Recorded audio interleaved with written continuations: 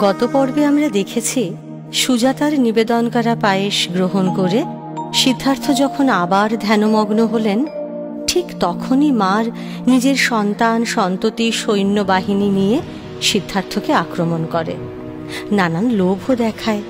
অবশেষে সিদ্ধার্থের আসনকে নিজের আসন বলে দাবি করে সিদ্ধার্থকে আসনচ্যুত করতে সে বদ্ধপরিকর হয়। তখন অবিচলিত শান্ত সিদ্ধার্থ ডান হাতের মধ্যম আঙুল দিয়ে ধরিত্রীকে স্পর্শ করে তার কাছ থেকে জানতে চান সে আসন আসলে কার।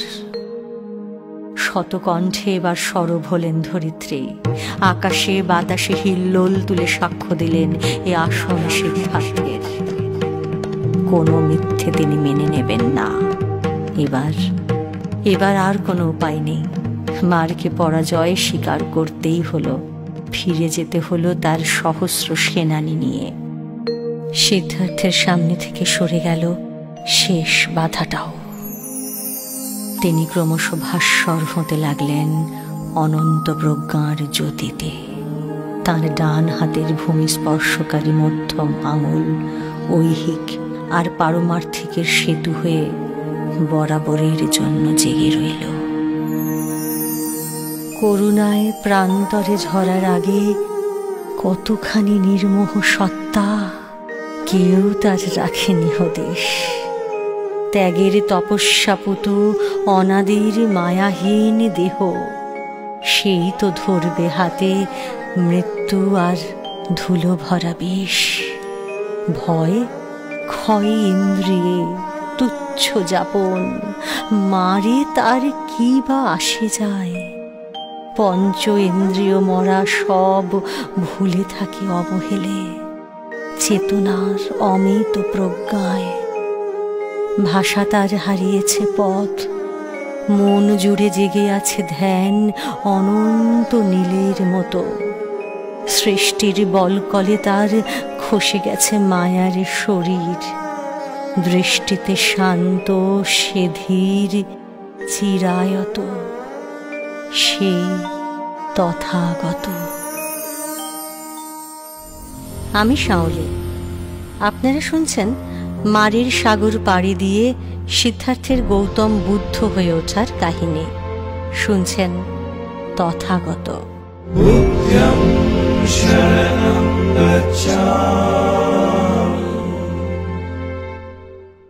মারির অবশেষে বিনাশ ঘটল।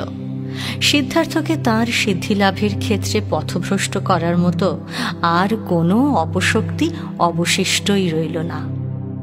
একটানা 49 দিনের গভীর ধ্যানের পরে তরুণ তপস্বী শাক্যকুমার সিদ্ধার্থ পৌঁছলেন তার কাঙ্ক্ষিত মার্গে। তাকে ঘিরে তখন সহস্র সূর্যের দ্যুতি, তেজিয়ান কিন্তু স্নিগ্ধ, উদ্ভাসিত কিন্তু শান্ত। সমস্ত পরা অপরা ভূমি অতিক্রম করতে করতে কোথায় পৌঁছলেন তিনি? পৌঁছলেন দৃষ্টিগ্রাহ্য অস্তিত্বের সাক্ষ্য প্রমাণ সত্ত্বেও এক পরম অনস্তিত্বের বোধে। সেইখানে তার স্থিতিলাভ ঘটল।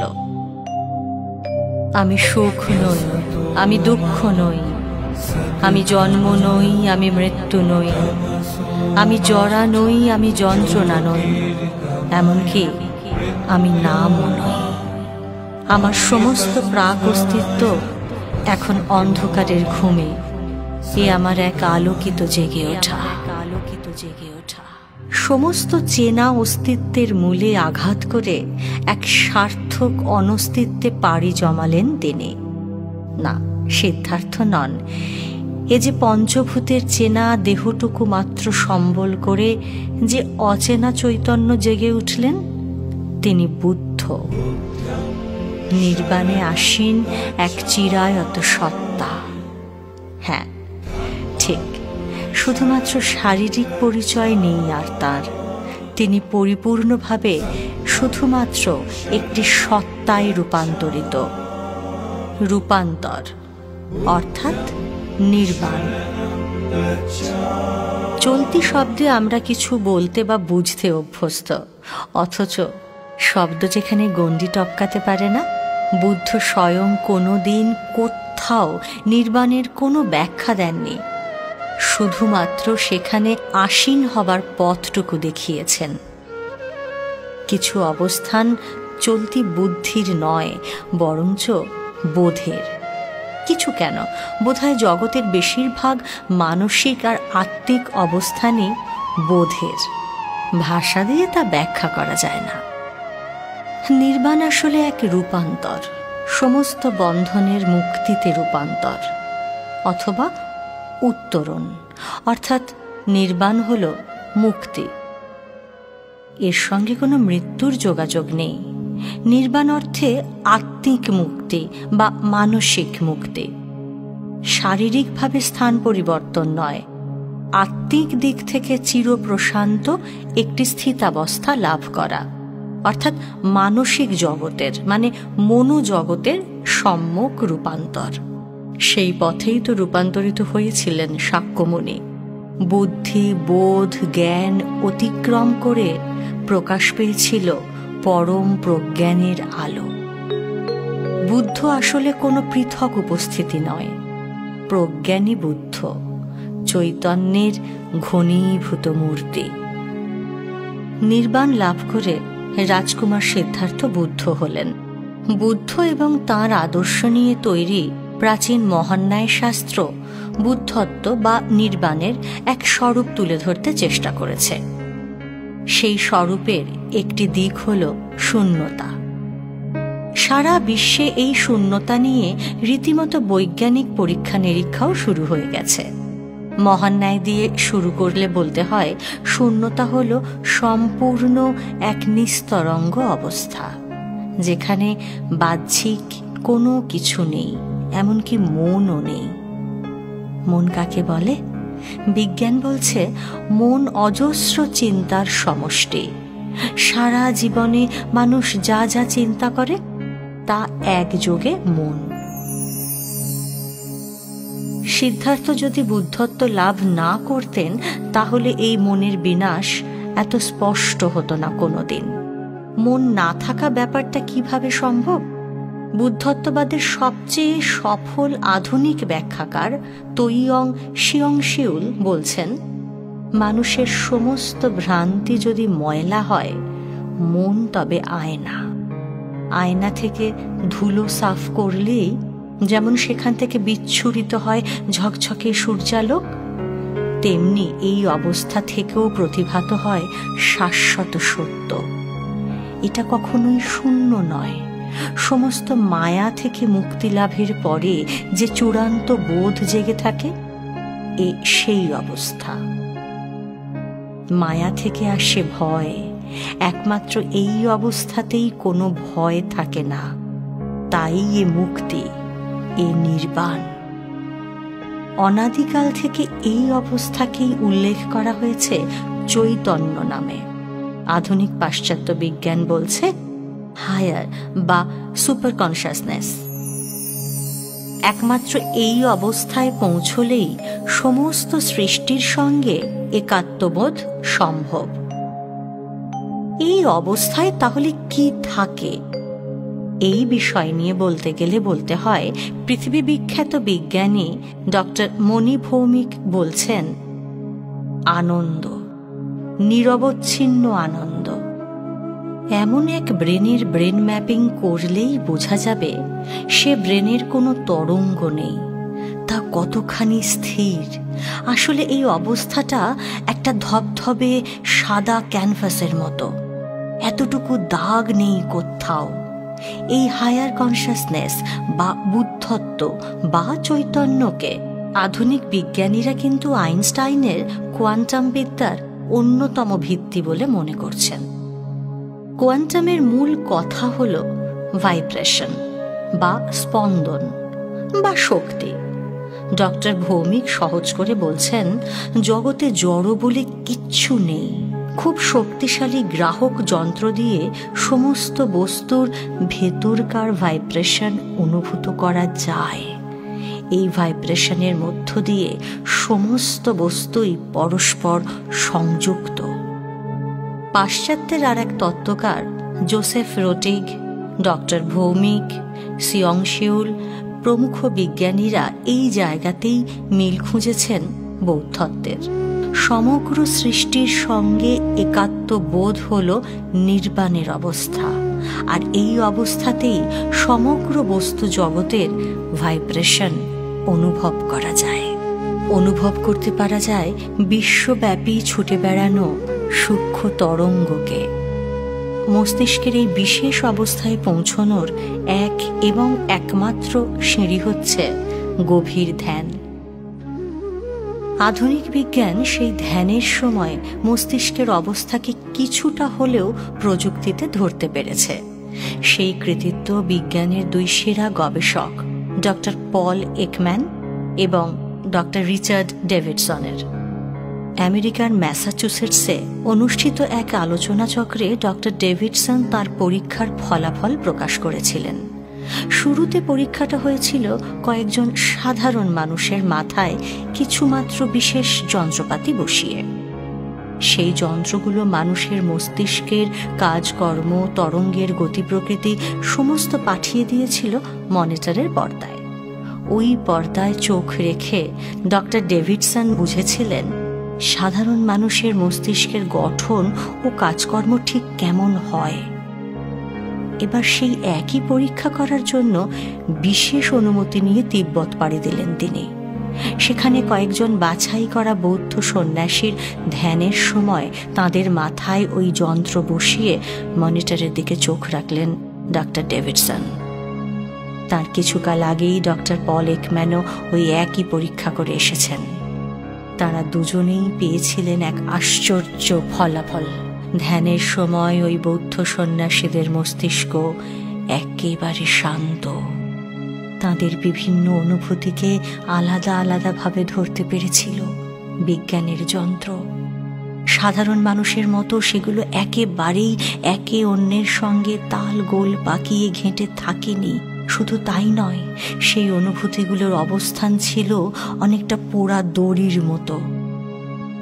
অর্থাৎ মস্তিষ্ককে তারা কোনোভাবেই চালনা করতে পারত না। মস্তিষ্ক স্থির। আরও এক কঠিন পরীক্ষা ঘটিয়েছিল পাশ্চাত্যের বিজ্ঞান সেই বৌদ্ধ সন্ন্যাসীদের নিয়েই। সেটা অবশ্য তাদের ধ্যানের সময় নয়। তারা যখন স্বাভাবিক কাজকর্মে ব্যস্ত, আচমকা তাদের কানের কাছে বিরাট বোমা ফাটানোর মতো আওয়াজ করা হয়। সঙ্গে সঙ্গে সঙ্গে সঙ্গে সেই সন্ন্যাসীদের শারীরিক ও মানসিক সমস্ত ধরনের পরীক্ষা করা হয়। কিন্তু এবারও ফল সেই এক, কোনো পরিবর্তন নেই।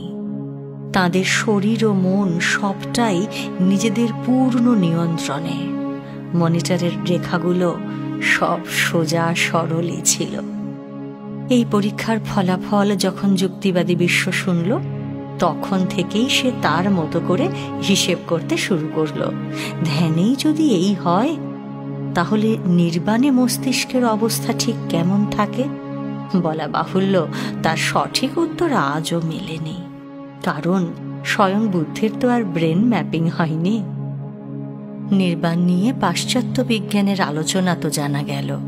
এবার আবার ফিরে যাওয়া যাক সেই গাছের নিচে, যেখানে মাত্র ৩৫ বছরের সিদ্ধার্থের ভেতর থেকে পরিপূর্ণভাবে জেগে উঠেছেন মহাজ্ঞানী বুদ্ধ। জ্ঞান বা প্রজ্ঞা, ভাষার দৌড় এইখানেই শেষ। আর একটু এগিয়ে বলতে গেলে প্রাচীন পালি পুঁথি বলছে এ এক মহাজাগরণ, এক শাশ্বত মুক্ত জাগরণ। সমস্ত রকম অজ্ঞানতা, আকাঙ্ক্ষা, শোক, দুঃখ থেকে মুক্তি লাভ। তিনি তখন এক চিরন্তন সত্যের রাজ্যে পৌঁছে গেছেন, যেখানে আর কোনো জন্ম মৃত্যুর চক্র ছুঁতে পারবে না তাকে। বুদ্ধত্ব আসলে এক মহান উত্তরণ। এই উত্তরণের রাজ্য থেকেই বুদ্ধ নিয়ে এলেন 4টি মহান সত্য।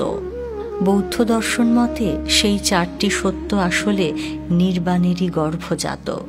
এই 4 সত্যই গোটা বুদ্ধ দর্শনের ভিত। সংক্ষেপে এই 4 মহান সত্য সম্পর্কে প্রাচীন বৌদ্ধ দর্শন যা বলে তা হল, জগৎ দুঃখময়, এই দুঃখের কারণ আছে, আবার এই দুঃখ থেকে মুক্তি লাভও সম্ভব, কারণ দুঃখ থেকে মুক্তিলাভের পথও আছে। পালি ভাষায় লিখিত প্রাচীন বৌদ্ধ পুঁথি অনুসারে এই 4টি সত্যের নামগুলি হল দুঃখ, সমুদয়, নিরোধ এবং মার্গ। বৌদ্ধ দর্শন বলছে জন্মের পরে মৃত্যু, আবার মৃত্যুর পরে পুনর্জন্ম।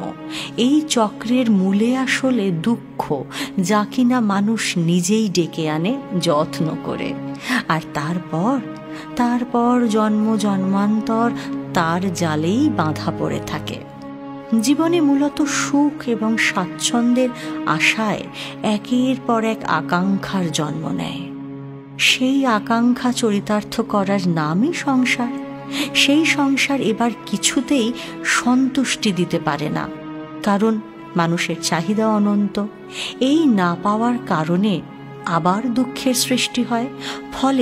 ফলে একটা জীবন শেষ হলেও আবার একটা জীবনের প্রয়োজন হয়, আর তার সঙ্গেও আসে সেই দুঃখ। এভাবেই চলতে থাকে চক্র, বিরামহীন তার ঘোড়া। এই সার সত্য উপলব্ধি করতে পারলেই দুঃখ থেকে নিবৃত্তির উপায় খুঁজবে মানুষ। সেই অন্বেষণে ক্রমশ তাকে পৌঁছে দেবে বুদ্ধত্বের দরজায়। কিন্তু তারও আগে মানুষের নিজের যন্ত্রণাটা অনুধাবন করা জরুরি। সেই সঙ্গে এই বিশ্বাস রাখাটাও জরুরি যে দুঃখ থেকে মুক্তি লাভের উপায় আছে, নইলে অন্বেষণ শুরুই হবে না। যে সে কাজ তো আর নিজে নিজে হয় না, তার জন্য এক পথপ্রদর্শকেরও দরকার। তাই তো তথাগত, যিনি তথায় অর্থাৎ পরম সত্যে পৌঁছেছেন, যিনি নিজে নির্বাণ ছুঁয়ে এবার সহস্র হৃদয়কে সেই প্রদীপের আলো দেখাবেন সেই 4 সত্যকে অনুধাবন করার 8টি সেরা পথ। বৌদ্ধ দর্শনে যাকে বলা হয়েছে অষ্টাঙ্গিক মার্গ। বৌদ্ধ দর্শনের বিভিন্ন সূত্র বলে তথাগত নতুন কিছু দেখান না, কারণ তথাগত পরম সত্যে পৌঁছেছেন। আর পরম সত্য হল যা যেখানে যেভাবে আছে তাকে ঠিক সেইভাবেই দেখানো। তথাগত দেখিয়ে দেন সেই সত্যের অন্তর্নিহিত রূপটি, অর্থাৎ কোথাও কোনো পর্দা পড়ে থাকলে সেই পর্দাটুকু সরিয়ে দেন মাত্র। বোধিলাভের পরে বুদ্ধের পক্ষে নিজেকে আর আমি বা আমার বলে উল্লেখ করা সম্ভব ছিল না। তার ক্ষুদ্র আমির অহং তখন তো বিরাটের সঙ্গে মিশে একাকার। প্রাচীন পুঁথি বলে সেই সময় থেকেই তিনি নিজেকে তথাগত নামে উল্লেখ করতেন। চিরসত্য তথাগত আর তার ধম্ম বা ধর্ম আদতে একই। পরবর্তীকালে এক মুমূর্ষু মানুষ বাক্যালির শয্যাপাশে তিনি নিজেই একথা বলে গেছেন যে আমায় দেখে সে ধম্মকে দেখতে পায়, যে ধম্মকে দেখে সে আসলে আমাকেই দেখতে পায়। একটা রক্ত মাংসের শরীর দেখতে কষ্ট করে ছুটে বেড়ানোর কোনো প্রয়োজন নেই। কিন্তু সে তো অনেক পরের কথা। 49 দিন এক টানা ধ্যানের পরে মাত্র 35 বছর বয়সে সিদ্ধার্থ পৌঁছলেন বোধির ভূমিতে, বুদ্ধ হলেন। সে সত্যের খবর দুনিয়ার কারো কাছে নেই। সেই সত্য এখন প্রতিফলিত হলো তাঁর বোধে। তিনি পেলেন এক চিরন্তন পথের সন্ধান, কিন্তু সে জ্ঞান এখন তাঁর একার। সেই সত্যকে তিনি একাই উদ্ভাসিত হয়ে কাটিয়ে দেবেন বাকি জীবন, নাকি সৃষ্টির সকলের মাঝে প্রতিষ্ঠিত করবেন সেই মহামুক্তির পথ? সম্ভবত জীবনে এই প্রথম বেশ দোটানায় পড়েছিলেন শাক্যমুনি। কর্তব্যবোধ বলছে এক, কিন্তু চেতনা বলছে আর এক। এই পৃথিবী আসলে বড় অন্ধ। পৃথিবীতে বসবাসকারী প্রাণীরা ভীষণভাবে মোহপাশে বদ্ধ। স্বার্থ, অহং, লোভ, ঈর্ষা, হাজারো রকম জটিলতা তাদের পরতে পরতে বেঁধে রেখেছে। এই অবস্থায় তাঁর দিব্য জ্ঞান তিনি দেবেন কাকে? কেই বা শুনবে সেই অমৃত কথন? আর শুনলেও তা কি সেই শত সহস্র প্রাণের মোহনিদ্রা ভাঙাতে পারবে? না, এ কাজ তিনি করবেন না। এতে কোনো লাভ হবে না। তার নিজের আলো নিজের কাছেই রেখে দেবার সিদ্ধান্ত একরকম নিয়েই ফেললেন বুদ্ধ। এবার তো বড় বিপদ। বুদ্ধ স্বয়ং যদি নিজের অর্জিত জ্ঞান শুধু নিজের মধ্যেই রেখে দেন, তাহলে জগৎকে আলো দেখাবে কে? প্রাচীন বৌদ্ধ আয়াচানা সূত্র বলছে, এবার আসরে এলেন দেবলোকের প্রধান দেবতা ব্রহ্মা।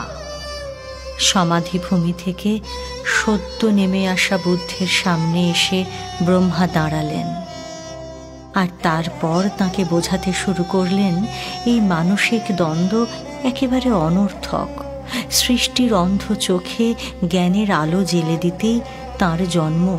এই বোধিলব্ধ সত্য তাই কোনো মতেই তাঁর একার হতে পারে না। মানুষকে জানাতে হবে মুক্তির পথ।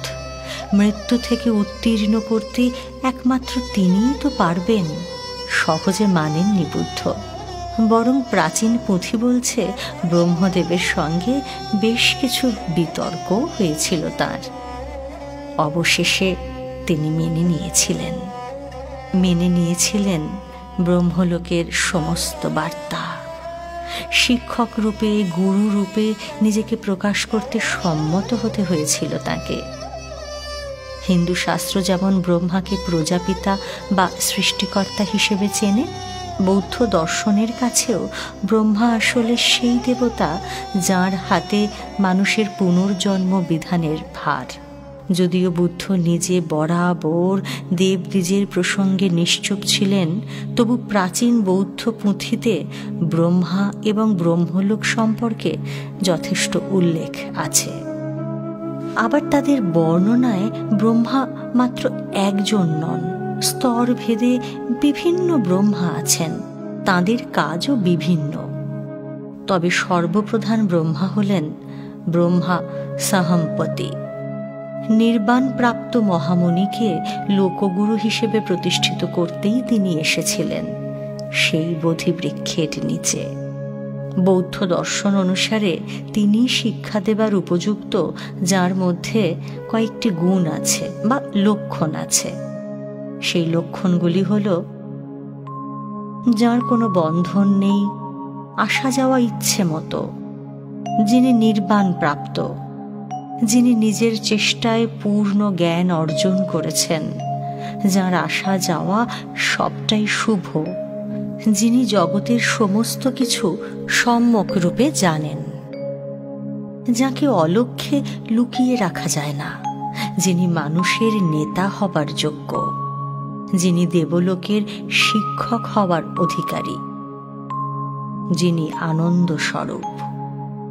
এই 10টি লক্ষণ বা বৈশিষ্ট্য থাকলে তবেই তিনি তথাগত রূপে স্বীকৃত হবেন, আর তবেই তাকে লোকশিক্ষক হিসেবে গ্রহণ করা হবে। বলা বাহুল্য, বুদ্ধ এই 10টি লক্ষণেরই অধিকারী ছিলেন। উপরন্তু ছিল তাঁর অসীম করুণা। আর তাই তো স্বয়ং ব্রহ্মা এসেছিলেন তাকে তার কর্তব্য সম্পর্কে সজাগ করে দিতে। এবার মনস্থির করলেন বুদ্ধ, লোকগুরুর দায়িত্ব তিনি পালন করবেন। বোধিবৃক্ষের ছায়া ছেড়ে তিনি আবার নামলেন পথে। এবার ফের আর এক নতুন অধ্যায়ের শুরু হলো।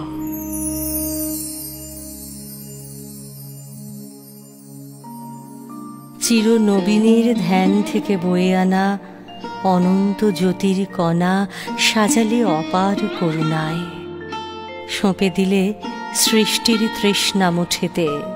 আহা, বড় মায়ার সে দান। আঁধারের মোহ নয়, নয় নয় শুধু খাওয়া সূর্য দহন, সত্য, চিরসত্য এ যে। তবু স্পর্শ মাত্র ঝরে মায়া। এ তো তুমি প্রভু, এইটুকু তোমার নিজের। তুমি তো জানো তথাগত, দিক ভুলে দিশেহারা আগামী কি চায়। ছুঁয়ে যাকে এলে ফিরে, ভরালে তা শতগুণে আপন বিভায়।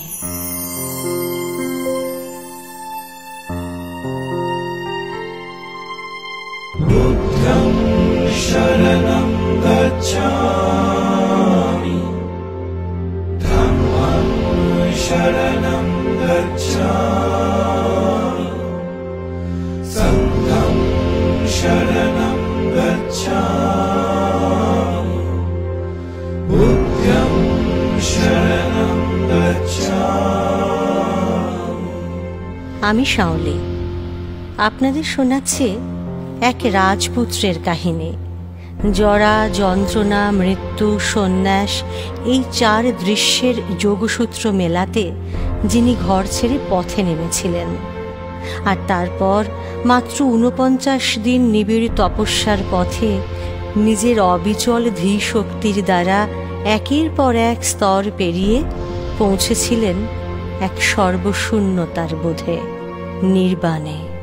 গবেষণা ও রচনা করেছেন মহুয়া ব্যানার্জি, আবহে সত্যজিৎ সেন। এটি একটি প্যাস্টেল এন্টারটেনমেন্টের প্রযোজনা। জানি বন্ধুরা, আমাদের মনও আস্তে আস্তে হালকা হবে। আমরাও চেষ্টা করব এই জ্যোতির্ময়ের আলোয় নিজেদের আলোকিত করতে।